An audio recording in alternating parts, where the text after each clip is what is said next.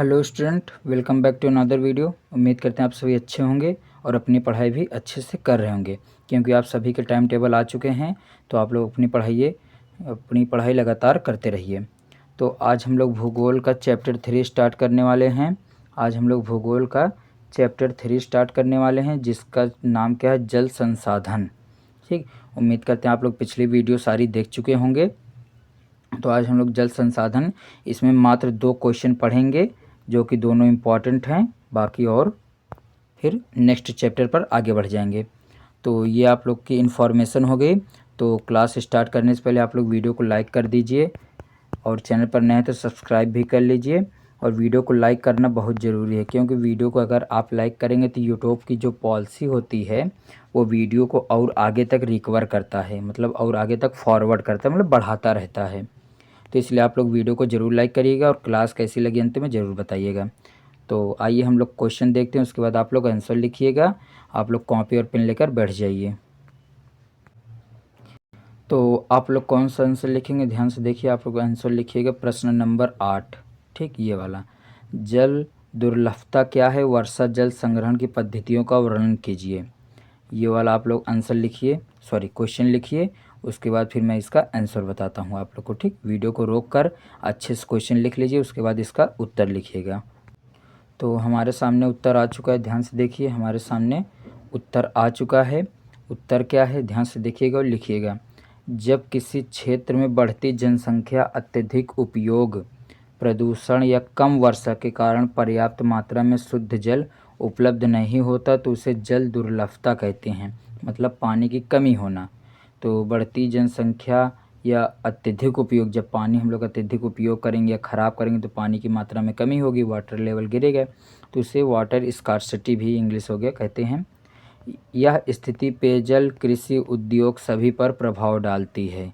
ठीक, आप लोग को पता होगा। आप लोग खुद से समझ के पढ़ेंगे तो आप लोग को याद हो जाएगा और खुद से भी बना के लिख सकते हैं। तो ये हो गया पहला पॉइंट। दूसरा पॉइंट क्या है, वर्षा जल संरक्षण की पद्धति। इसमें क्या लिखेंगे, ध्यान से देखिए। इसमें क्या लिखेंगे आप लोग, इसमें लिखेंगे वर्षा जल संरक्षण की पद्धतियाँ। पहला क्या है, छत से वर्षा जल संचयन। ठीक, मतलब घरों या इमारतों की छतों पर गिरने वाले पानी को पाइपों के माध्यम से टैंक या भूमिगत भंडार में संग्रहित किया जाता है या इकट्ठा किया जाता है। मतलब वर्षा जल संरक्षण मतलब ये कि पानी को कैसे बचाया जा सकता है वर्षा के। ठीक, ये हमारा दूसरा पॉइंट हो गया था। और हमारे सामने दूसरा पॉइंट ये है और तीसरा भी है, यहीं पर ध्यान से देखिए क्या है। जल पुनर्भरण। ठीक, ग्राउंड वाटर रिचार्ज। वर्षा जल को कुओं, नलकूपों या रिचार्ज पिट के माध्यम से ज़मीन में उतारा जाता है ताकि भूजल स्तर बढ़ सके, मतलब वाटर लेवल बढ़ सके। नेक्स्ट, तालाब झीलों का संरक्षण। ठीक, वर्षा ऋतु में पानी को इकट्ठा करने के लिए तालाब और झीलों का निर्माण तथा सफाई की जाती है, जहाँ पर वर्षा के जल को इकट्ठा किया जा सके। तो उम्मीद करता हूँ आप लोग पहला आंसर कंप्लीट कर लिए होंगे। वीडियो को रोककर अच्छे से लिख लीजिए और ध्यान से पढ़ लीजिएगा, सब चीज़ें अपने से भी लिख सकते हैं, बहुत ही आसान है। तो इसके बाद देखते हैं दूसरा क्वेश्चन हमारा कौन सा होने वाला है। उसके बाद बस यहीं से ये चैप्टर समाप्त हो जाएगा। ठीक, ध्यान से देखिए दूसरा क्वेश्चन। अगला क्वेश्चन कौन सा आप लोग लिखेंगे, ध्यान से समझिए। नेक्स्ट क्वेश्चन आप लोग लिखिएगा जिस पर मैं मार्क करूँगा ये। ठीक, तीसरा नंबर, पारिस्थितिकी तंत्र के संरक्षण के 3 उपाय लिखिए। ठीक, जो मैंने पहले वाला जो क्वेश्चन करा वेरी इंपॉर्टेंट था। ठीक, ध्यान से देखिए वो क्या था, वेरी इंपॉर्टेंट था। और ये वाला ठीक है, पढ़ लीजिएगा एक बार ध्यान से। ठीक, इसके बाद मैं थोड़ा सा और कुछ बताऊँगा पढ़ने के लिए, तो वो इम्पॉर्टेंट था, बाकी इसको भी ध्यान दीजिए। तो लिख लीजिए, उसके बाद मैं इसका उत्तर करवा दूँ। तो ध्यान से देखिए क्या देखेंगे आप लोग, ध्यान से देखिए। पारिस्थितिकी तंत्र के संरक्षण के 3 उपाय। ठीक, ध्यान देखिए। पहला क्या है, वृक्षारोपण एवं वनों का संरक्षण। आप लोग ऐसे ही हेडिंग बना के लिखिएगा, वृक्षारोपण एवं वनों का संरक्षण। तो अधिक से अधिक पेड़ लगाना और कटाई पर नियंत्रण रखकर पर्यावरण संतुलन बनाए रखना, मतलब इसके कारण हम लोग सुरक्षित रख सकते हैं अपने पर्यावरण को। दूसरा और तीसरा पॉइंट ध्यान समझिए, 3 पॉइंट हमसे पूछा था, हम 3 बिंदु दे देंगे।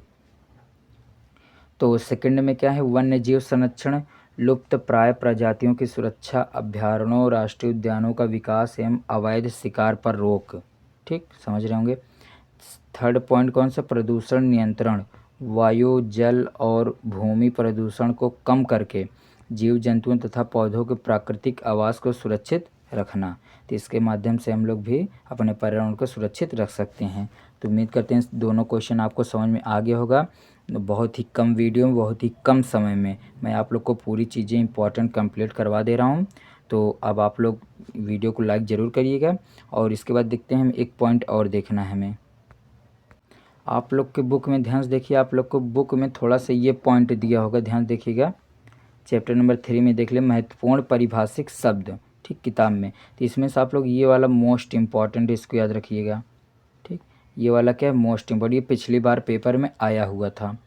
तो बांस ड्रिप सिंचाई प्रणाली क्या होती है, आप लोग इसको पढ़ लीजिएगा, आप लोग को समझ में आ जाएगा, ठीक।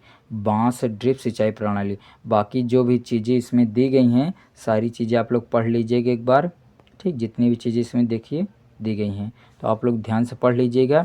इस चैप्टर से आप लोग के लिए मैप का क्वेश्चन आता है। इस चैप्टर से आप लोग के लिए कौन सा क्वेश्चन आता है, मैप के लिए। बहुउद्देशीय नदी घाटी परियोजनाएं, जिसका मैंने मैप ऑलरेडी चैनल पर करा दिया है। यदि आप लोगों ने नहीं देखा तो पहले जाकर वो देख लीजिए, वहाँ से क्लियर हो जाएगा। बाकी एक आध क्वेश्चन इस चैप्टर से आ जाते हैं, मैप के लिए तो इम्पॉर्टेंट ही है, ध्यान समझिए। तो हो गया हमारा ये कंप्लीट, आप लोग इसको ज़रूर पढ़ लीजिएगा जो मैं यहाँ पर दिखाई दे रहा है, ठीक। तो इसको आप लोग ज़रूर पढ़ लीजिएगा। मिलेंगे नेक्स्ट वीडियो में नेक्स्ट चैप्टर के साथ।